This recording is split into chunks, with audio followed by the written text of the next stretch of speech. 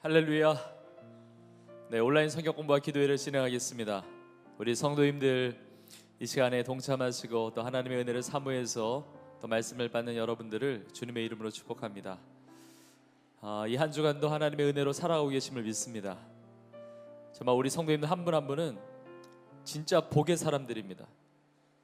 왜냐하면 세상에 가장 큰 복이 우리 주님과 함께하는 것, 주의 음성을 듣는 것이 참 기쁨이고, 찬송가의 가사처럼 나 주께 왔사오니 복 주시옵소서, 이런 가사처럼 주의 말씀 앞에 나온 우리 모든 성도님들 오늘도 하나님께서 큰 복으로 함께하여 주실 것을 믿습니다. 그렇게 우리가 기대하고 또 바라면서 우리 믿음으로 함께 우리 같이 찬양하겠는데, 우리 찬송가 446장입니다. 주 음성 외에는 참 기쁨 없도다. 기쁘고 기쁘도다 항상 기쁘도다. 나 주께 왔사오니 복 주옵소서. 하나님 주실 은혜를 기대하면서 함께 찬양하겠습니다.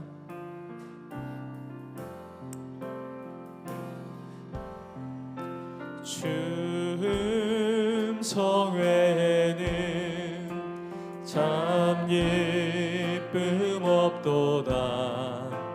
날 사랑하신 주 늘 계시옵소서.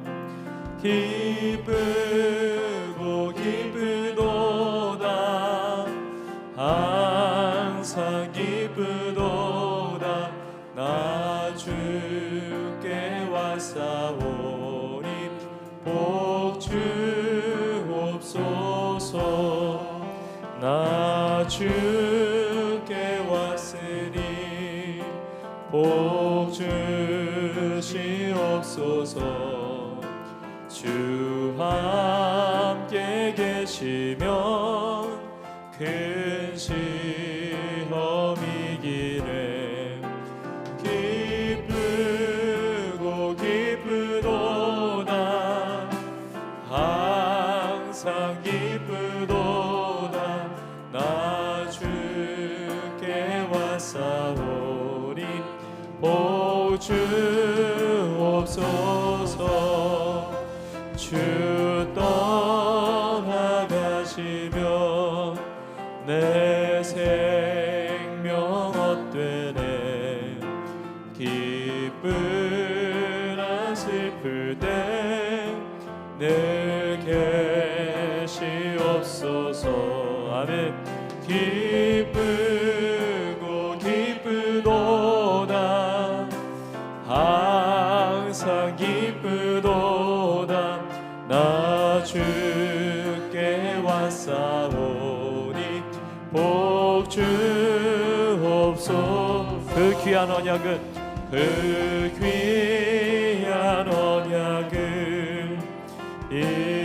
이루어 주시고, 주 명령 따를 때 늘 계시옵소서.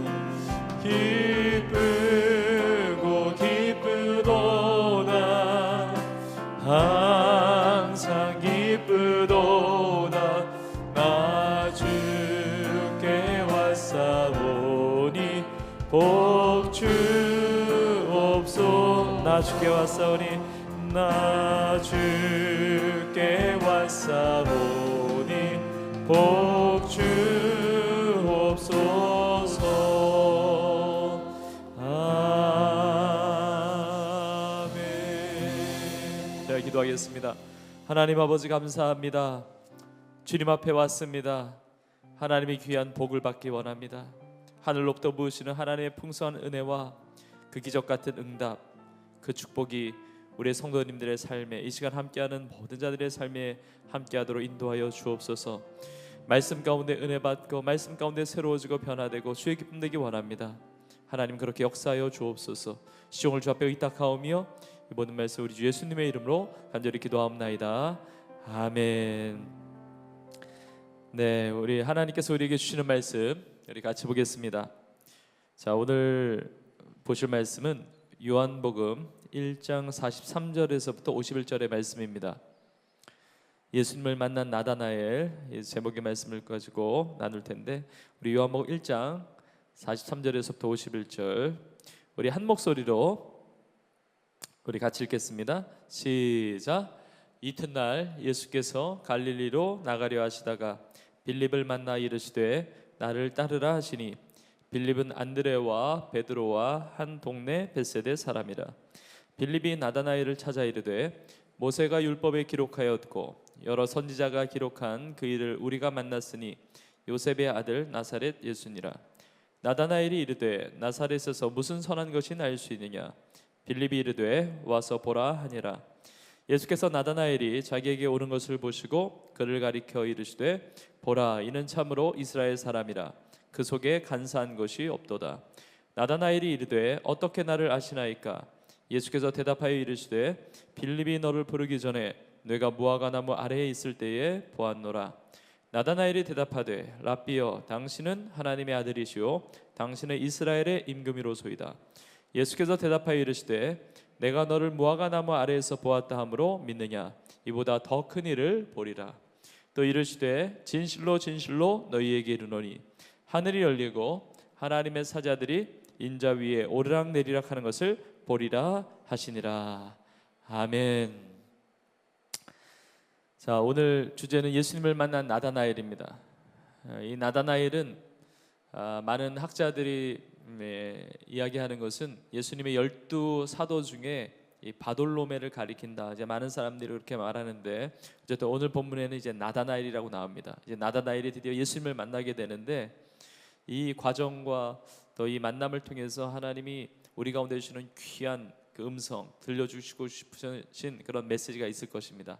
우리가 그렇게 사모하는 마음으로 오늘 말씀을 보겠습니다. 자, 1번을 같이 보세요. 나다나엘은 어떤 과정을 통해 예수님께 인도되었습니까? 자, 43절에 다시 보시면 예수님께서 먼저 빌립을 만나 이르시죠. 그리고 나를 따르라 말씀하시고, 근데 44절에 보시면 빌립은 안드레와 베드로와 한 동네 벳세대 사람이라. 45절에 빌립이 나다나엘을 찾아 말하는 겁니다. 그리고 46절에 보면 나다나엘이 이르되 나사렛에서 무슨 선한 것이 날 수 있느냐. 빌립이 이르되 와서 보라 하니라 이야기하십니다. 자, 나다나엘이 어떤 과정을 통해서 예수님께 인도되었느냐. 우리가 43절에 보면 먼저 나다나엘을 인도했던 빌립을 먼저 볼 필요가 있는데 43절에 보면 예수께서 갈릴리로 나가려 하시다가 빌립을 만나 이르시되 뭐라고 하십니까? 나를 따르라 그러세요. 자, 빌립을 통해서 나다나엘이 예수님께 인도됐는데 먼저 빌립을 예수님께서 만나시고 말씀하신 겁니다. 나를 따르라, 나를 따르라. 여러분, 예수님께서 나를 따르라 말씀하셨다는 겁니다. 이게 굉장히 중요한데 이 말씀 속에 나와 있는 거죠. 예수님이 제자들을 부르신 이야기이지만 이것이 성경에 나오는 제자들만이 아니라 우리를 부르신 이야기예요. 아주 두드러지게 보여주고 있는 게 뭐냐? 제자들이 예수님을 선택한 것이 아니고 예수님이 그들을 선택하셨다는 겁니다. 이게 중요한 포인트예요. 제자들이 예수님을 찾아가고 따라갔다기보다는 본질적으로 보면 예수님이 부르신 겁니다. 예수님이 선택하신 것입니다. 그들이 한 게 없어요. 예수님의 주도권만 있는 겁니다. 예수님께서 빌립을 만나 이르시되 나를 따르라. 그러니까 예수님께서 따르라 말씀 안 하시면 따를 수가 없는 거죠. 나를 따르라고 하는 이 따르다 이런 단어가 아콜루테오라는 이제 헬라어 단어인데 이건 어떤 의미냐면 함께 같은 길에 있는 겁니다. 그러니까 예수님이 나와 같은 길로 가자 이렇게 부르신 겁니다. 나를 따라오너라. 이 길로 따라오라는 겁니다. 제자들에게 말씀하는 겁니다. 너희가 그동안 걸어왔던 그 길이 아니고 이 길로 오라는 거죠. 그래서 예수님을 믿는다는 거, 예수님을 따른다는 것은 길을 바꾸는 거예요. 근데 내가 길을 바꾸기 시작한 게 아니라 사실 예수님께서 나를 만나 주셔서 예수님으로 하여금 길을 바뀌게 된 거죠. 신앙이라고 하는 것은 예수님을 따라가는 겁니다. 예수님이 부르셨기 때문에 따르는 거예요. 여러분, 예수님께서 이 제자들만이 아니고 예수님께서 여러분들을 부르셨다는 사실을 믿으세요? 내가 예수님을 선택하기 전에 예수님이 나를 선택하셨다는 사실을 여러분 믿으세요? 예수를 믿는다는 것은 완전히 길을 바꾸는 겁니다. 그냥 액세서리 바꾸는 게 아닙니다. 조금 뭐 신앙적인 분위기를 바꾸는 게 아닙니다. 내가 살아온 길을 바꾸는 거예요. 그러니까 새로운 길을 가는 거죠. 여러분, 시간이 2000여 년이 흘러졌고 또 장소가 이 한국, 그 팔레스타인 땅이 아니고 이곳으로 바뀌어졌을 뿐이지 주님의 부르심의 이야기는 변한 것이 하나도 없어요. 주님이 나를 선택하시고 부르셨다는 겁니다. 주님이 나를 인도하셨다는 거예요. 자, 빌립을 그렇게 나를 따르라 말씀하시고 나서 그 다음에 이제 나다나엘을 봐야 되죠. 나다나엘을 봐야 되는데, 이 나다나엘이 보면 45절에 보면 빌립이 나다나엘을 찾아 이릅니다. 그러니까 예수님을 따르게 되면 이제 떠오르는 거예요. 예수님을 같이 따라야 할 사람들이 떠오르는 거죠. 그래서 빌립이 나다나엘을 찾아 이르는 겁니다. 그러면서 모세가 율법에 기록했고 여러 선지자가 기록한 그 일을 우리가 만났다. 내가 만났다. 내가 그리스도 메시아를 만났다. 그가 바로 요셉의 아들 나사렛 예수다. 만난 것을 나다나에게 전하는 거죠. 여러분, 우리 지난주에도 우리 온라인 성경 공부하면서 나눴지만 예수님께로 인도된 그 과정은 먼저 첫 번째는 하나님의 전적인 은혜예요. 주님의 부르심이에요. 근데 그 주님의 부르심이 하늘에서 뚝 떨어진 것이 아니라 누군가를 통해서, 예수님을 이미 만난 자를 통해서 인도함 받는 거예요. 그래서 성경에 나오는 예수님을 만났던 그런 믿음의 사람들은 입을 다물질 않아요. 담대하게 이야기합니다. 복음의 일꾼으로 살아갑니다. 예수님을 만난 사람의 공통적인 특징은 가만히 있을 수 없다는 거죠. 예수님을 전하게 된다는 겁니다. 자, 우리가 지난주에 보았는데 예수님의 제자가 된 첫 번째 사람은 안드레였습니다. 근데 세례 요한의 제자였죠. 근데 세례 요한이 예수님 믿고 그의 제자를 예수님께 인도한 겁니다. 두 사람을 인도했었죠. 그 두 사람 중에 한 사람이었던 안드레는 예수님을 만나고 나서 자신의 형제인 시몬 베드로를 찾아가죠. 그래서 시몬 베드로에게 내가 예수 그리스도를 만났다고 소개하는 겁니다. 근데 오늘 본문에 보면 44절에 보면 빌립은 안드레와 베드로와 한 동네 베세다 사람이라 그러잖아요. 그러니까 우리가 추정해 볼 수 있는 것은 아마 안드레와 베드로의 영향이 있었을 겁니다. 그러니까 빌립이 이미 예수님을 만났던 안드레와 베드로로부터 예수님의 소식을 들었을 거예요. 그러니까 예수님이 나를 따르라 말씀하실 때 따를 수가 있었던 겁니다. 전혀 예수님에 대해서 몰랐던 것이 아니라 나를 따라오너라 하실 때 적극적으로 따라갈 수 있었던 것은 알고 있었다는 것이죠. 이 빌립 또한, 이 빌립이 안드레와 베드로와 같은 동네 베세다 사람이니까 이제 같이 연결될 거예요. 만약에 그 영향을 안 받았으면 여기 성경에 굳이 나올 필요가 없죠. 저는 이 본문을 보면서 이게 참 공동체가 중요하구나. 하나님이 개인적으로 부르시지만 이 공동체가 굉장히 중요하구나. 누구와 만나고 누구와 사귐을 갖고 누구와 지내고 누가 가까운지 이게 굉장히 중요하구나. 여러분, 우리의 구역도 중요하고 가정도 중요하고 우리 교구도 중요하고 우리 공동체가 너무너무 중요해요. 서로에게 이게 영향을 주는 거죠. 여러분, 하나님께서 나를 인도하시는데 우리 스승을 통해서도 인도할 수 있고 가족을 통해서도 인도하실 수가 있고 한 지역의 사람, 동네 사람이 인도할 수도 있고. 근데 이제 빌립이 나다나엘을 주님께로 인도하는 겁니다. 여러분, 복음은 영향력을 끼치는 거죠. 영향력. 근데 빌립이 나다나엘에게 이렇게 소개를 하는데 이제 나다나엘에게 말하죠. 선지자가 기록한 그 일을 만났다. 근데 나다나엘의 상황도 보면 굉장히 특별합니다. 이 성경을 거의 꿰뚫고 있어요. 그러니까 그만큼 사모하고 기다렸던 거죠. 근데 이 나다나엘이 말합니다. 이제 반사적으로 말해요. 나사렛은 아니라는 겁니다. 나사렛에서 뭐가 선한 게 나온다고? 나사렛에서 무슨 그리스도가 나오냐고? 나사렛은 아니라고. 여기서 우리가 알 것은 나다나엘은 완벽한 사람이 아니었습니다. 그렇죠?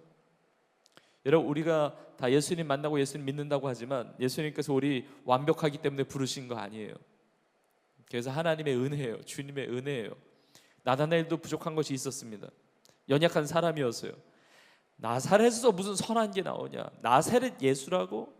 그 어떻게 그리스도가 될 수가 있느냐, 굉장히 냉소적이고 비판적인 모습을 볼 수가 있습니다. 근데 제가 성경을 이렇게 연구하다가 참 재밌는 거를 발견한 것은 무엇이냐면, 이 말을 하고 있는 나다나엘은 그럼 어디 출신이냐? 나사렛에서 선한 것이 날 수 없다고 얘기했던, 그렇게 나사렛을 폄하했던, 나사렛 출신의 예수님을 폄하하는 이런 모습으로 이야기하는 이 나다나엘 자신은 어디 출신이냐? 요한복음 맨 뒷장에 가보면, 요한복음 21장 2절에 보면 나다나엘은 갈릴리 가나 사람이라고 나옵니다. 갈릴리 가나 사람. 근데 갈릴리 가나 지역도 굉장히 작은 촌이에요. 네. 그러니까 작은 촌에서 살고 있었던 나다나엘이 나사렛에 대한 편견을 가지고 있는 거예요. 하여튼 비슷해요. 그걸 하여튼 뭐 도토리 키재기라고 그러나요? 뭐 요즘에는 도찐개찐 뭐 그러나? 뭐 하여튼 다 비슷한 거예요. 이게 다 비슷한데 인간의 연약함을 보여주는 거예요. 그러니까 가나 출신의 어떻게 보면 이 연약함의 어떤 열등감이 다른 사람을 열등하게 보는 그런 모습과 유사할 수도 있어요. 이 진리에 대한 편견을 가지고 있는 겁니다. 여러분, 당시에도, 오늘날도 비슷하겠지만 당시에도 출신을 굉장히 좀 중요하게 여겼던 것 같습니다. 나사렛 출신과 가나 출신이 지금 만난 거예요. 근데 예수님은 그 출신이 중요한 게 아닙니다. 예수님은 그 인생과 그 내면을 보시는 거예요. 여러분, 우리는 사람을 대할 때, 우리 성도님들을 대할 때, 그리고 예수님 믿지 않는 세상 사람을 대할 때 절대로 이 출신 가지고, 그 배경 가지고 판단하거나 비교하지 말아야 됩니다. 그 사람이 어디서 사느냐, 이게 뭐가 중요해요. 사실은 그 사람이 어떤 사람이냐가 더 중요하잖아요. 그 출신과 배경은 그렇게 중요한 게 아닙니다. 어디서 태어났느냐, 어디에서 자라났느냐, 어느 집에서 사느냐, 어떤 직업을 가지고 사느냐, 어떤 형편에 사느냐, 뭐 어떤 재능이 있느냐, 뭐 어떤 연봉이 얼마냐, 뭐 자녀가 어떻게 컸느냐, 뭐 이게 지금 우리의 관심이 될 수가 있단 말이에요. 근데 이런 것들이 우리의 영혼을 지치게 합니다. 비교하고 다른 사람보다 잘났으면 어떡할 거예요? 다른 사람보다 못났으면 또 어떡할 겁니까? 그것 때문에 우리가 좋아하고 싫어할 거 아니잖아요. 문제는 우리가 어디 사느냐, 어디 출신이냐, 어느 지위냐, 지위를 가지고 있는, 이것보다 중요한 것은 내가 누구냐, 내가 주님 앞에서 어떤 존재냐, 이게 더 중요한 겁니다. 내가 겉에 이 보여지는 배경보다 나의 내면이 더 중요한 거 아니겠습니까? 나의 내면이.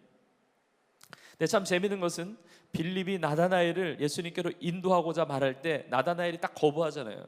이게 냉소적인 반응으로 나사렛에서 선한 것이 날 수 없다. 그때 빌립이 어떻게 반응합니까? 빌립이 나다나엘과 논쟁하지 않습니다. 왜 나사렛에서 선한 게 날 수가 없느냐 하면서 나사렛이 또 중요한 것부터 시작해서 막 이렇게 말싸움하지 않습니다. 언성을 높이지 않아요. 이 빌립은 한마디 이야기합니다. 그런 거 하지 말고 대신 와서 보라고 이야기합니다. 그러니까 나다나엘은 초점이 뭐냐면, 이 빌립은 나다나엘을 예수님께로 인도하는 거예요. 논쟁하는 게 아니고, 싸움하는 게 아니고 인도하는 거. 어쨌든 와 보라고. 그러니까 생각과 논쟁을 넘어서 예수님과의 만남이 중요한 거예요. 그때 이제 나다나엘이 예수님께 이제 오잖아요. 근데 이걸 통해서도 알 수 있는 것은 빌립과 나다나엘이 그래도 가까운 신뢰 관계가 있었다, 이걸 느껴지는 거죠. 만약에 빌립에 대한 신뢰 관계나 가까운 사이가 아니면 그냥 이렇게 튕기고 말았을 거예요. 그런데 그걸 논쟁하지 않고 그걸 그래도 다 품어주면서, 다 이해하면서 그래도 한번 와보라고 이렇게 안내해 주는 거예요. 우리가 어떤 분들을 이렇게 인도할 때도, 예수님께로 인도할 때도 우리가 그 관계가 굉장히 중요해요. 신뢰 관계가 중요하죠. 그러면 이렇게 논쟁하고 싸우는 게 아니라 이렇게 교회로 인도하고 예수님께로 인도할 수가 있는 겁니다. 참 너무나 재미있는 것은, 너무나 참 뭐 재미있는 것을 넘어서 너무 감사한 것은, 나다나엘이 입이 좀 거친 사람이었지만 예수님께서는 그 마음의 순수함을 보셨어요. 그리고 그 인생에 대한 하나님의, 주님의 계획을 가지고 계셨어요. 그래서 나다나엘의 이 연약함을 용납하시고 제자로 삼아주셨다는 것, 이게 정말 놀라운 은혜입니다. 우리 안에 허물이 있고 우리 안에 부족함이 있지만 때로는 예수님을 믿을 때 어떤 거리낌이 있었던 우리의 과거의 모습이 있을 수도 있지만, 또 우리가 예수님 믿고 나서도 이 신앙생활에 있어서 주님 보실 때 너무나 참 연약한 모습이 보일 수도 있는데, 그럼에도 불구하고 우리를 용납하신다는 거죠. 이 나다나엘을 예수님께서 품으셔서 제자 삼아주신 건 정말 놀라운 은혜예요. 여러분, 주님께서 우리를 그렇게 품어주신 것을 믿습니다. 그리고 주님의 은혜로 우리를 불러주시고 주님의 자녀 삼으시고 주님의 제자 삼으시고, 여러분 이 귀한 은혜를 여러분 놓치지 않고 이 은혜에 늘 감사할 수 있는 우리 모두가 될 수 있기를 축복합니다. 자, 2번을 보세요. 빌립을 통해 나다나엘이 예수님께 인도함 받았듯이 나를 통해 예수님을 믿게 되었거나 신앙이 성장한 사람이 있다면 함께 나눠봅시다.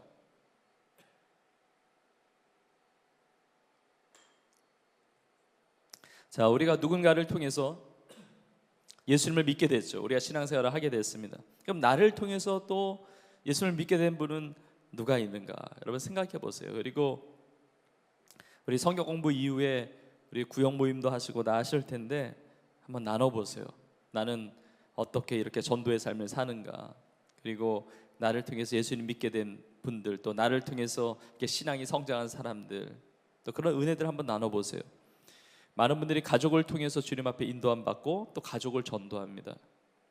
많은 분들이 또 친구에게도 또 이렇게 복음을 전해요. 직장 동료, 직원에게도, 뭐 선생님이나 학생들에게도, 혹은 이렇게 이사 오신 분들 우리가 전도하고, 또 우리가 이사 오신 분들에게 또 전도하기도 합니다.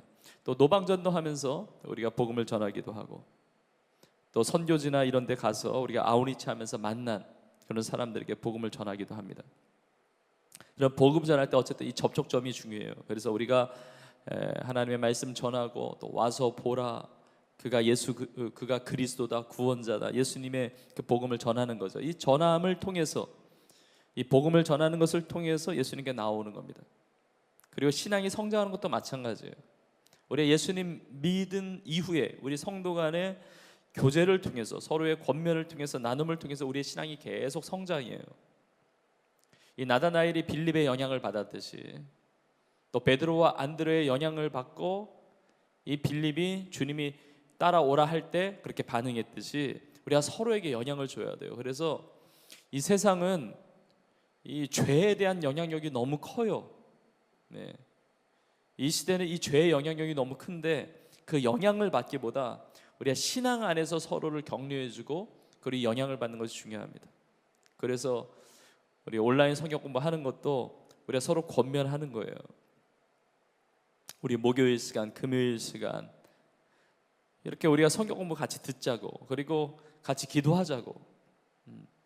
우리가 코로나로 인해서 우리가 이렇게 대면하기가 어렵다 할지라도 우리가 같이 성경 읽자고, 성경 읽고 우리 같이 기도하자고. 이렇게 권면하는 것, 나누는 것, 그것을 통해서 도전을 받고, 그것을 통해서 내 영혼이 다시 한번 돌아보고 깨닫고 그리고 결단하게 되는 겁니다. 그래서 계속 신앙적인 얘기를 해줘야 돼요. 그리고 나는 신앙적인 이야기, 이 하나님의 말씀에 대한 이야기를 들어야 돼요. 이게 들어야 믿음이 생겨요. 이때 우리가 훈련 받자고 서로 권면하는 거예요. 훈련 받자고, 제자 훈련도 받고, 또 성자마 훈련도 받고, 선교 훈련도 받고, 어머니 학교 훈련도 받고, 하여튼 이렇게 계속 주는 거예요. 그리고 우리 같이 예배 드리자고, 가정이 같이 예배 드리자고. 그래서 이게 계속 나누는 거예요. 주일날 예배 드리자고, 교회 와서 예배 드리자고, 어려우면 온라인으로 그 시간을 꼭 지켜서 준비된 마음으로 예배 드리자고, 그리고 봉사하자고, 내 삶에 있는 자리에서 그렇게 하나님의 말씀대로 살자고 계속 권면하고 영향을 주는 거예요. 빌립을 통해서 나다나엘이 예수님께 인도함 받았듯이 우리를 통해서도 많은 영혼들이 주님 앞에 돌아오고, 또 우리의 삶을 통해서 많은 우리 성도님들이 신앙 안에서 또 계속 성장해가는 것을 여러분들이 함께 볼 수 있기를 간절히 축복합니다. 자, 이제 나다나엘이 예수님께 왔는데 예수님이 나다나엘을 만나셔서 어떠한 일들이 일어났는가, 우리 3번을 같이 보겠습니다. 예수님은 나다나엘에 대해 무엇이라고 말씀하십니까? 그리고 나에게 주시는 도전과 은혜에는 어떠한 것들이 있습니까? 자, 47절, 48절을 다시 보시면 47절에 예수께서 나다나엘이 자기에게 오는 것을 보시고 그를 가리켜 이르시되 보라, 이는 참으로 이스라엘 사람이라, 그 그 속에 간사한 것이 없도다. 이렇게 말씀하세요. 그때 48절에 나다나엘이 이르되 어떻게 나를 아시나이까? 그때 예수께서 대답하여 이르시되 빌립이 너를 부르기 전에 뇌가 무화과 나무 아래에 있을 때에 보았노라. 여러분 여기도 나와 있죠. 빌립이 너를 부르기 전에 내가 무화과 나무 아래 있을 때 보았노라. 예수님이 먼저 보신 거예요. 빌립을 통해서 인도하셨지만 예수님께서 먼저 아신 겁니다. 예수님께서 먼저 보신 겁니다. 자, 그런데 예수님이 나다나엘에 대해서 아주 독특하게 말씀하시는 부분이 있습니다. 보라, 이는 참으로 이스라엘 사람이라 그 속에 간사한 것이 없도다. 이런 말씀을 하셨다는 겁니다. 자, 예수님이 수많은 사람들을 부르셨는데 우리도 부르셨죠. 근데 예수님은 나다나엘을 보시면서 감탄하셨어요. 네. 여러분 뭐라고 감탄하십니까? 여기 47절에 보면 보라 이렇게 말씀하시잖아요. 이 보라가 감탄사예요. 이 단어로 호라오라고 하는 이 헬라어 단어인데 감탄사예요. 봐라. 그러니까 예수님께서 이렇게 감탄하시면서 봐라 그러면 우리가 봐야 돼요. 나다나엘이 누군지 우리가 볼 필요가 있어요. 근데 뭘 봐야 됩니까? 참으로 이스라엘 사람이다 그런 거예요. 참으로 이스라엘 사람이라 그 속에 간사한 것이 없도다 그러는 겁니다. 놀라운 겁니다. 여러분 예수님께서 무엇을 보십니까? 나다나엘의 출신 배경을 보셨습니까? 뭐 가나 출신 이런 걸 보셨습니까? 그게 아닙니다. 나다나엘의 속을 보신 거예요. 속 사람을 보신 거예요. 그 속에 간사함이 없다. 그 간사함이 없는 그 나다나엘을 부르신 거예요. 감탄하시면서 부르신 거예요. 저는 오늘 이 말씀을 통해서도 이 부분이 우리 가운데 적용되고 우리의 삶이 새로워지기를 원합니다. 우리는 간사할 수 있는 이 가능성을 가진 인간들이에요. 근데 정말 우리 성도님들의 삶이 저와 여러분들이 다 주님 보실 때 정말 간사함이 없는 이스라엘 사람이다, 간사함이 없는 사람이다 라고 하는 주님께서 감탄하실 수 있는 그런 인생이 될 수 있기를 주님의 이름으로 축복합니다. 여러분 이 속이 이 겉과 속이 다른 사람이 너무 많아요. 이 간사함이 빠져야 됩니다. 여러분 주님이 우리의 마음을 다 아세요. 다른 사람을 모르지만 주님이 나를 아십니다. 내 속에 어떤 것들이 있는지를. 이 간사하다는 게 뭐냐? 돌로스라는 단어인데 제가 이 간사하다는 게 뭐냐 제가 이제 말씀드릴 텐데 이거는 이렇게 해야 된다는 게 아닙니다. 절대로 간사하지 말아야 된다는 차원에서 말씀드리는 거예요. 이 간사하다는 이 단어 돌로스는 어떤 의미냐면 물고기를 미끼를 이용해서 유혹한다는 의미가 포함되어 있습니다. 그러니까 미끼를 위해서 유혹한다. 미끼를 이용해서 유혹한다.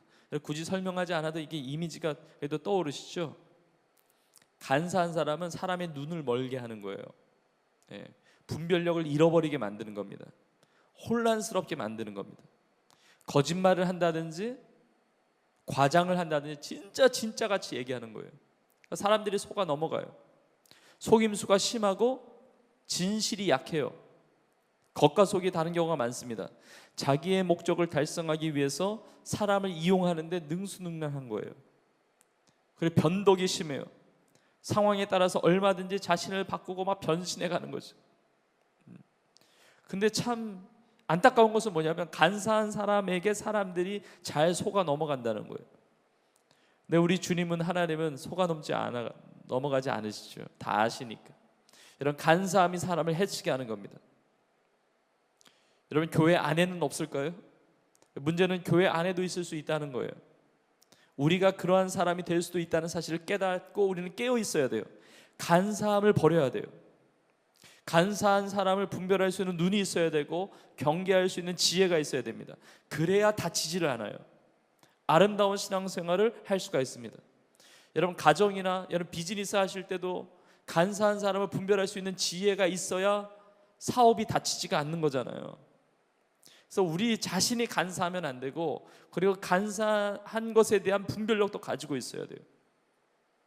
여러분 간사하면 범하기 쉬운 죄가 거짓말하기가 쉬워요. 그리고 부풀려 말하기가 쉬워요. 여러분 우리 자신을 좀 돌아봐야 됩니다. 나는 이 간사한 축으로 가고 있지는 않은지. 이 정직하지 못한 겁니다. 거짓을 진실로 말하고 진실을 거짓으로 만들고. 여러분 오늘날 이게 뉴스들 보면 얼마나 이 시각이 다르고 얼마나 다르게 이 언론이나 이런 것들이 얼마나, 그러니까 오죽하면 가짜 뉴스라는 얘기가 나오잖아요. 뭐가 진실인지 가짜인지, 가짜 뉴스라고 하는 게 진실일 수도 있고 진짜 뉴스라고 하는 게 가짜일 수도 있고, 정말 혼동되는 이 시대를 살고 있습니다. 간사한 사람은 상대방에게 호기심 얻기 위해서 막 도가 지나치게 행동하기도 해요. 막 칭찬을 하는 것도 그 안에 막 없는 말을 막 끄집어내서 자신이 원하는 것을 얻으려고 그런 간사한 마음을 가지고 할 수가 있다는 겁니다. 자, 그런데 여기 성경에서 예수님께서 말씀하시는 거예요.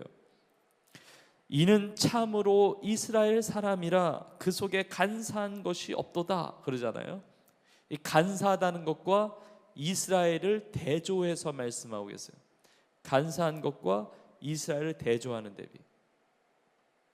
근데 제가 참고 구절에도 나왔지만 이거는 예수님께서 야곱을 염두에 두고 말씀하신 거예요. 야곱, 구약의 야곱 있잖아요. 야곱의 이름 뜻 자체가 간사한 자예요. 그 야곱이 야복강가에서 변화돼서 새로운 이름을 갖게 되는데 그게 이스라엘이잖아요.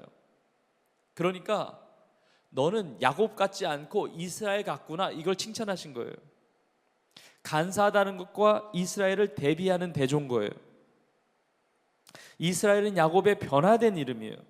자, 야곱을 보세요. 이제 야곱의 인생이 얼마나 간사한지를 우리가 알 수가 있어요. 죽을 쓰고 있습니다. 죽을 먹는 죽을 쓰고 있는데 형을 유인하는 거예요, 죽으로. 그리고 팥죽 한 그릇 배고파하는 형한테 그냥 주면 되는데 이걸 미끼를 삼아서 간사한 생각이 들어서 거래할 생각을 하는 거예요. 그러면서 장자권을 이 팥죽 한 그릇에 팔려고 합니다. 네. 이게 봐도 조금 하여튼 너무 계산적이고 좀 간사하죠. 나중에는 아버지를 속이려고 합니다. 물론 자기 혼자서 한 건 아니에요. 어머니도 도와줬고 하여튼 이게 짝짝꿍이 돼가지고 아버지를 속이면서 자신이 이 더 형보다 어떤 것들을 얻으려고 이 간사한 모습으로 나가는 거죠.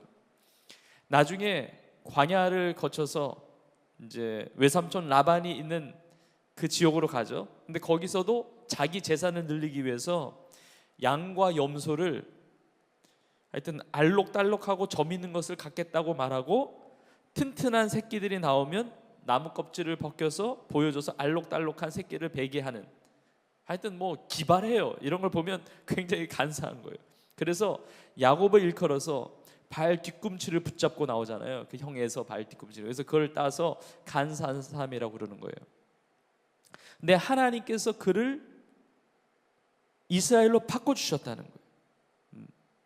예수님 믿기 전에는 어떻게 보면 간사한 사람이었을지 몰라도 정말 예수님의 부름을 받고 예수님 믿게 되면 더 이상 간사한 사람이 되어서는 안 되는 겁니다. 내 안에 그런 간사한 기질이 있다고 한다면 우리가 다 내려놓아야 돼요. 그리고 주님이 우리의 마음을 보세요. 놀라운 것은 이 나다나엘은 예수님께서 부르실 때 이렇게 딱 볼 때 그 속에 간사함이 없다라고 칭찬하시는 거예요. 제가 참고 구절에 넣어놨습니다. 창세기 32장 26절에서 28절을 보세요. 이게 그 야복강가에서 야곱이 이스라엘 되었던 장면인데, 그가 이르되 날이 세려하니 나로 가게 하라. 지금 야곱이 천사하고 막 씨름하는 겁니다. 야곱이 이르되 당신이 내게 축복하지 아니하면 가게 하지 아니하겠나이다. 그 사람이 그에게 이르되 내 이름이 무엇이냐? 그가 이르되 야곱이니이다. 그가 이르되 내 이름을 다시는 야곱이라 부를 것이 아니요 이스라엘이라 부를 것이니 이는 내가 하나님과 및 사람들과 겨루어 이겼음이니라. 말씀하세요. 자, 언제 하나님이 야곱을 이스라엘로 바꾸셨습니까? 여기 나와 있듯이 야복강가에서 야곱이 하나님의 사자와 씨름하면서, 여러분 이 씨름했다, 이게 기도의 시간을 갖는 거예요. 하나님과 이게 씨름하는 시간, 기도의 시간. 이제 형 에서의 그 군대 앞에서 자기는 죽을 수밖에 없는 절대절명의 그 시간 가운데 하나님 앞에 완전히 고꾸라해서 지금 몸부림치면서 하나님의 사자를 붙잡고 지금 기도하고 있는 거예요. 씨름하고 있는 거예요. 근데 이제 야곱이라 부르지 말고 하나님과 및 사람과 겨루어 이겼다. 그래서 이스라엘로 부를 것이라는 거예요. 여러분 이스라엘의 뜻이 뭐냐면 하나님께서 주도하신다는 거예요. 이스라엘의 뜻은, 그전에는 이 야곱이 막 하나님도 이겨먹으려고 했고 사람도 이겨먹으려고 했고 그런 간사한 삶을 살았는데 그 야복강가에서 변화되는 거예요. 야복강가에서 변화돼서 이스라엘의 뜻, 이제는 너가 주도하고 너가 간사함으로 생각하면서 이끌어가는 인생이 아니라 하나님이 다스리시는 인생, 하나님이 이끌어 가시는 인생이라고 그 뜻의 이름을 가진 이스라엘을 주는 거예요. 너의 인생의 주어가 이제 너가 아니라 하나님이 되는 거다 이야기하는 겁니다. 여러분, 예수님께서 나다나엘을 보실 때 그렇게 말씀하시는 거예요. 너 속에 정말 간사함이 없다. 여러분, 이게 나다나엘에게 충격이었습니다. 왜냐하면 나다나엘의 안에 있는 그 갈망과 그 갈등을 완전히 다 꿰뚫어 보신 거예요. 내가 너를 이미 봤다. 무화과 나무 아래에서 이미 봤고, 그리고 내가 너의 내면을 알아. 너의 속을 알아. 이게 주님과 나 사이에서만 아는 감정이에요. 나다나엘이 충격을 받은 거죠. 예수님이 나를 보셨고 나를 아시는구나. 이 고백을 듣고 나서 이제 나다나엘이 고백하는 겁니다. 이게 4번입니다. 4번을 한번 보세요. 예수님을 만난 이후 나다나엘은 어떤 신앙 고백을 하고 있습니까? 그리고 나다나엘에게 하신 예수님의 축복의 말씀은 무엇입니까? 나에게 주시는 도전과 은혜들을 함께 나눠봅시다. 자, 예수님이 그렇게 말씀하시니까 어떻게 나를 아십니까? 무화과 나무 아래에 있을 때 내가 너를 봤다. 그리고 너는 너 속에 간사함이 없다. 너는 참 이스라엘 사람이다. 나다나엘이 감동을 받고 나다나엘이 말하는 겁니다. 49절에 다시 보시면 당신은 라피여, 당신은 하나님의 아들이시오. 당신은 이스라엘의 임금이로소이다. 그래요. 여러분, 나다나엘의 고백이 흥미롭죠? 당신은 하나님의 아들이십니다. 그래요. 그리고 이스라엘의 임금입니다. 그래요. 여러분, 어떻게 이렇게 고백이 가능할까요? 여러분, 이 두 표현 다 메시아에 대한 표현이에요. 하나님의 아들, 이스라엘의 임금, 이게 다 메시아에 대한, 당신이 구원자였습니다. 당신이 구약에서부터 그렇게 기다렸다 하나님께서 보내주시겠다고 하신 그 유일한 구원자이십니다. 이걸 고백하는 거예요. 여러분, 어떻게 이런 고백이 가능했을까요? 예수님께서 그 안에 간사함이 없다는 것을 말씀하셨고, 그리고 너가 무화과 나무 아래 있을 때 보았다 이렇게 말씀하셨잖아요. 여러분, 무화과 나무 아래 어떤 일이 있었길래, 무슨 일이 있었길래 나다나엘이 그것을 듣고 예수님을 이렇게 구원자로 고백하겠습니까? 예수님도 아셨어요. 50절에 보면 예수께서 대답하여 이르시되 내가 너를 무화과 나무 아래에서 보았다 함으로 믿느냐? 이보다 더 큰 일을 보리라. 자, 예수님의 이 말을 통해서 우리가 추측하는 것은 나다나엘은 예수님이 자신을 무화과 나무 아래에서 보았다 이 얘기를 듣고 이 고백을 한 거예요. 여러분, 무화과 나무 아래에 있을 때 어떤 일이 있었길래? 여러분, 나다나엘이 무화과 나무 아래에 있었을 때 예수님은 어디 계시는지 모르겠어요. 그러나 예수님은 보셨습니다. 아신 거예요. 사실은 나다나엘이 무화과 나무 아래에 있는 것만 보신 것이 아닙니다. 예수님은 장소에 구애받지 않고 다 아셨을 거예요. 근데 나다나엘이 무엇 때문에 무화과 나무 아래에 있었을까요? 이걸 좀 우리가 좀 보기를 원하는데, 여러분, 랍비의 문학을 보면 무화과 나무는 집의 상징이에요. 그리고 성경을 통해서 보면 이 무화과 나무 열매가 이제 무화과 나무 열매가 이제 먹기가 좋고, 또 그 무화과 나무의 이 나뭇잎으로 만들어진 이 그늘이 너무 쉬기 좋은 장소예요. 그래서 또 이스라엘의 상징이 또 무화과 나무이기도 해요. 그래서 이 무화과 나무 자체가 하나님과 이 언약적인 관계를 이야기합니다. 이 이스라엘을 상징하거든요. 근데 보통 이 무화과 나무 이 그늘도 좋고 열매도 좋고 그리고 집의 상징이고 이러니까 그 나무 밑에 그늘 아래는 보통 이 묵상의 장소였습니다. 그러니까 기도의 장소였어요. 성경에서 보면 이 무화과 나무는 생명의 상징입니다. 생명. 그래서 무화과 나무는 영원한 생명을 갈급해하는 사람들이 모여서 그 무화과 나무 아래서 율법을 논하거나 혹은 홀로 깊은 묵상, 그 기도했던 장소예요. 그러니까 예수님께서 나다나엘에게 너가 무화과 나무 아래에 있을 때 보았다, 이 표현은 나다나엘이 단지 어디에 있었는지를 알고 계셨다는 것이 아니라 그 내면이 메시아 그리스도 구원자, 그 참된 생명을 갈망하고 있었음을 아셨다는 거예요. 그래서 대부분의 성경학자들의 공통적인 견해는 뭐냐면 나다나엘이 기도하기 위해서 무화과 나무 아래 갔다는 겁니다. 무화과 나무 아래에. 여러분, 나다나엘은 젊은 사람이었습니다. 의의 왕 메시아가 속히 오기를 늘 기도했던 사람이에요. 이 사회적인 어떤 불이나 이런 로마의 압제에 있는 어떤 이런 불의를 견디지 못하는 사람이고, 그러니까 틈만 나면 말씀을 묵상하고 기도했던 것 같습니다. 네. 여러분, 무화과 나무 아래에서 그냥 있을 수도 있죠.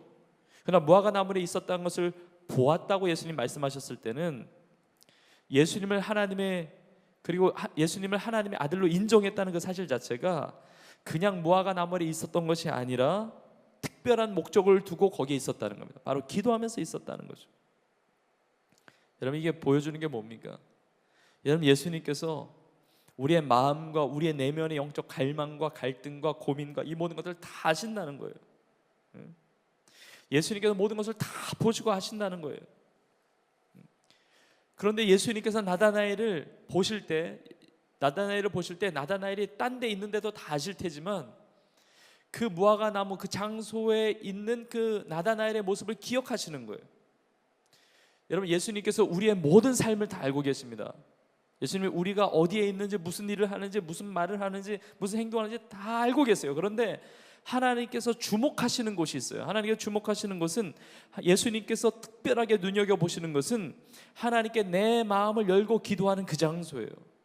내 마음을 쏟고 하나님을 의지하고 하나님을 바라보고 하나님을 묵상하는 그 장소가 하나님이 보실 때, 주님이 보실 때 우리의 삶에 향한 어떤 특별한 마음이 가는 그곳이라는 거예요. 여러분, 야곱은 야복강가에서 야곱이 이스라엘 됐어요. 그리고 나다나엘은 당시에는 예수님 만나기 전이었지만 그 안에 갈망을 미리 보신 거예요. 그리고 이 나다나엘은 그 무화과 나무 아래에서 하나님 앞에 메시아를 기다리면서 기도하는 사람이었다는 거죠. 여러분, 나에게 있어서 야복강은 어디이고 나에게 있어서 무화과 나무는 어디입니까? 주님은 우리의 모든 삶을 아세요. 저는 이 온라인 성경 공부를 하는 이 장소, 이 온라인 공간, 그리고 이 예배, 우리가 이렇게 성경 공부를 하면서 이렇게 기도하는 여러분이 계신 그 가정의 장소든지 여러분이 계신 그 장소가 하나님이 주목하시는 곳이라고 믿습니다. 하나님께서 우리를 바라보시는 곳이라고 믿어요. 하나님이 기억하시는 곳이라고 믿어요. 우리의 마음을 아세요. 우리의 중심을 아세요. 내 마음이 어떤지, 내 마음의 갈등이 어떤지, 내 마음의 어떤 고민이 어떤지, 그리고 내가 어떻게 주님을 갈망하고 의지하는지를 주님은 다 보신다는 거예요. 여러분, 무화과 나무 그 자리가 꼭 있어야 돼요. 야복강가와 같은 그 자리가 꼭 있어야 돼요. 내 마음을 주님 앞에 쏟아놓는 그 시간이 있어야 돼요. 여러분, 이 나다나엘을 향해서 예수님께서 이렇게 감탄하시면서 말씀하셨듯이, 여러분, 우리의 삶도 우리를 부르신 주님께서 보실 때, 야, 정말 그 속에 간사함이 없고 내가 무화과 나무 아래 있을 때 내가 봤다. 하나님을 향한 너의 마음, 그 기도, 내가 너를 봤다라고 감탄하실 수 있는 우리의 삶이 될 수 있기를 주님의 이름으로 축복합니다.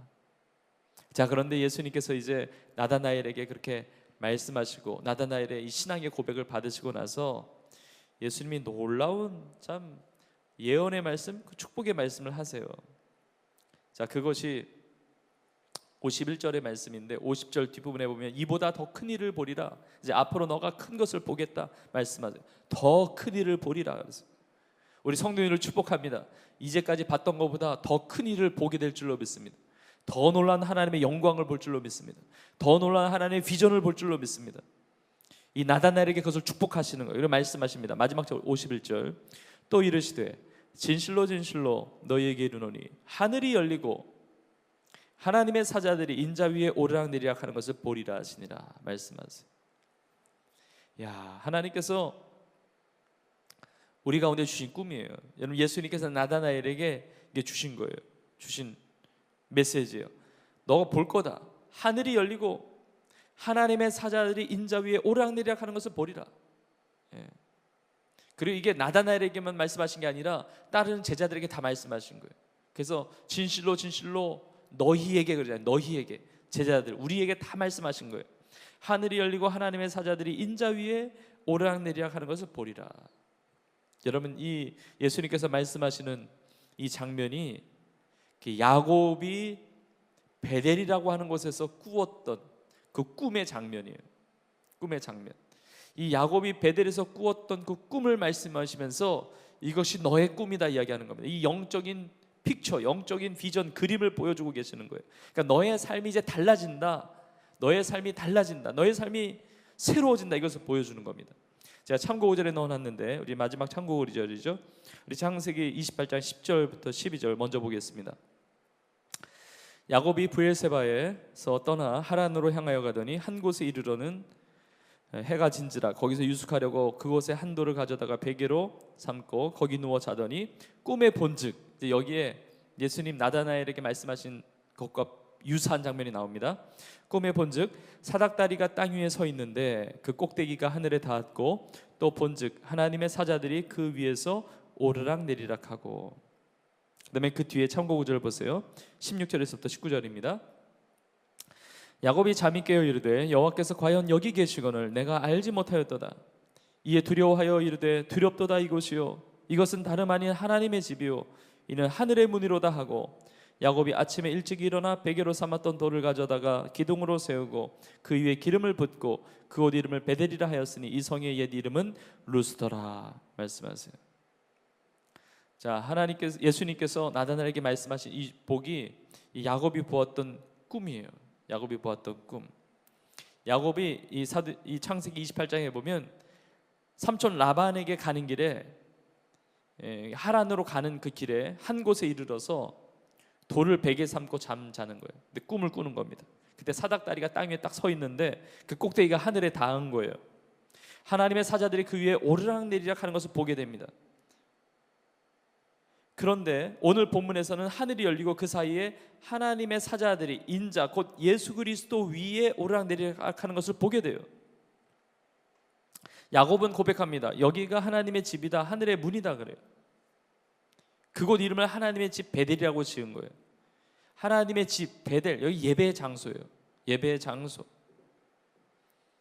여러분, 이게 의미하는 것이 두 가지의 의미가 있는데, 이게 사닥다리가 하늘이 열리면서 사닥다리가 놓여 있고 거기에 이제 인자가 오르락내리라, 천사가 오르락내리라, 이게 두 가지의 의미가 있는데, 하나는 이 사닥다리와 같이 세상을 연결하는 중보자로서 예수님이 계시다는 겁니다. 그러니까 예수 그리스도로 말미암아, 예수님을 믿음으로 말미암아 하늘이 열려지는 것을 경험하는 거예요. 광야 같은 우리 인생 가운데. 여러분, 사도행전에서도 하늘이 열리는 것을 본 사람이 있었죠. 스데반입니다. 스데반 순교할 때 성령이 충만해서 우러러볼 때 하늘이 열린 것을 본 거예요. 그때 하늘에서 하나님의 영광, 그 가운데 계신 예수님을 보는 거죠. 그래서 예수님을 믿는 자는 하늘이 열리는 것을 본 거예요. 지금 나다나엘에게 그것을 말씀하시는 거예요. 내가 더 큰 것을 보리라. 예수님을 믿으면 하늘이 열려지고 하늘과 연결되는 이 놀라운 구원의 역사를 경험하는 거죠. 그래서 예수님을 믿으면 하늘이 열려진 인생인 거예요. 성전 휘장이 완전히 갈라져서 우리가 주님 앞에 나아가서 아바 아버지 부르면서 우리가 예배드릴 수 있듯이, 우리가 기도할 수 있듯이 열려진 인생이에요. 여러분, 이것을 믿으세요. 우리 성도님들의 인생 가운데는 하늘이 열려 있는 것을 믿습니다. 그래서 우리가 기도하는 거예요. 뜻이 하늘에서 이룬 것 같이 땅에서도 이루어지다. 하늘의 뜻이 우리의 삶에 임하는 겁니다. 이게 주기도문이잖아요. 그러니까 나다나엘에게 이 놀라운 복을 주시는 거예요. 근데 또 다른 의미가 있는데, 예수님 위에, 이 인자 위에 천사가 오르락내리락 한다는 것은 예수님이 중보자가 된다는 의미도 있지만, 이게 많은 이 성경학자들이 이 또 다른 의미를 이야기하고 있는데, 장차 예수님이 재림하실 때 천사들과 함께 오실 것을 약속하는 것, 이 두 가지가 의미가 있어요. 그러니까 우리 예수님 믿으면 하늘이 열리고 하나님과의 교제가 일어나죠. 이 놀라운 축복과 함께 이제 나다나엘로 하여금 너가 이걸 볼 거다. 예수님의 재림, 예수님께서 다시 오실 때 천사들과 함께 오실 것을 약속하는 의미라는 거죠. 여러분, 나다나엘이 정말 이러한 것들을 봤습니다. 여러분, 예수님이 중보자가 되시고 아직 예수님이 재림하신 것은 아니지만 정말 예수님을 믿는 자들이 정말 이 하늘이 열려지는 것, 그 통로로 쓰임 받은 거예요. 자신의 삶이 이 복음을 전하는 삶으로 쓰임 받는 겁니다. 예수님의 재림을 앞당기는 인생으로 쓰임 받은 거예요. 예수님을 전하면서. 여러분, 나다나엘은 복음을 전하는 삶을 살았습니다. 그리고 이 나다나엘은 평생에 예수님의 재림을 기다렸어요. 예수님이 말씀하신 대로 그 꿈을 꾸면서. 그 영광스러운 천국을 사모하면서 인생을 산 거예요. 여러분, 우리 인생을 살아갈 때 정말 하나님의 나라를 사모해야 됩니다. 천국을 사모해야 됩니다. 그리고 주의 그 복음을 전하면서 하늘이 열려지는 이 귀한 일들을 우리가 경험해야 돼요. 다른 영혼들이 이것을 경험할 수 있도록 그들을 인도하는 겁니다. 여러분, 제가 오늘 말씀 전할 때 처음에 그 말씀 드렸죠. 이 나다나엘이 이 바돌로메를 가리킨다고 말하는 학자들이 많다고. 근데 바돌로메를 보면 뭐 성경에 나와 있는 것은 아니지만 이 선교의 이렇게 역사를 보면 진짜 순교하면서 복음을 전합니다. 이 바돌로메가 예수님이 구원자 되심을 평생 감격하면서 살았다고 그래요. 그래서 조금 다양한 의견들이 있는데, 어떤 사람은 복음 전하기 위해서 인도에까지 갔다. 그래서 복음 전하다가 사람들에 의해서 물에 던져서 익사했다. 뭐 그렇게 순교했다. 그런 뭐 내용들도 있고, 혹은 아라비아 반도로 가서 뭐 예멘이나 오만이나 이런 데 가서 이렇게 매를 맞아서 몽둥이로 맞아서 이렇게 순교했다. 뭐 그런 얘기도 있습니다. 결국은 뭐 우리가 정확히는 다 역사적으로 다 알 수는 없지만 바돌로메는 복음을 전하다가 순교당했어요. 그리고 하늘이 열리는 것을 정말 스데반과 같이 보면서 또 하나님의 나라에 입성했을 것입니다. 어떻게 보면 이 나다나엘이 예수님의 제자 중에 숨겨있는 인물이에요. 그러나 그는 정말 진실한 사람이었습니다. 그 마음에 간사함이 없었던 사람이에요. 그리고 그 인생 가운데 예수님 말씀하신 대로 정말 하늘이 열리고 예수 그리스도로 말미암아 정말 구원 얻는 놀라운 이 복음의 역사 가운데 쓰임받았던 인물입니다. 여러분, 오늘 말씀을 정리하면서 여러분, 우리 모두가 주님이 택하셔서 우리를 부르셨는데 주님이 우리의 모든 것을 아세요. 그래서 우리가 무화과 나무가 됐든지 아니면 야복강이 됐든지 늘 하나님을 의지하고 바라보고 내 중심을 아시는 주님, 나를 선택하신 주님, 나를 부르신 주님, 그 주님이 나의 모든 삶을 인도하시고 책임져 주세요. 그래서 우리의 삶도 이 나다나엘처럼 주님을 위하여, 복음을 위하여 정말 하늘이 열리고 주의 사자가 오르락내리락 하는 것과 같은 예수 그리스도, 중보자 되신 예수 그리스도, 유일한 구원자 되신 예수 그리스도를 힘있게 증거하면서 하나님 앞에 쓰임받으면서 살아가는 은혜가 있기를 주님의 이름으로 축복합니다. 마지막에, 맨 마지막, 오늘 주신 은혜들과 기도 제목을 서로 나누며 우리의 모든 삶을 인도하시며 축복하시는 주님께 감사함으로 함께 기도해 봅시다. 네, 그렇게 오늘 주신 은혜들을 함께 구역 안에서 같이 나눠보시면 좋을 것 같습니다.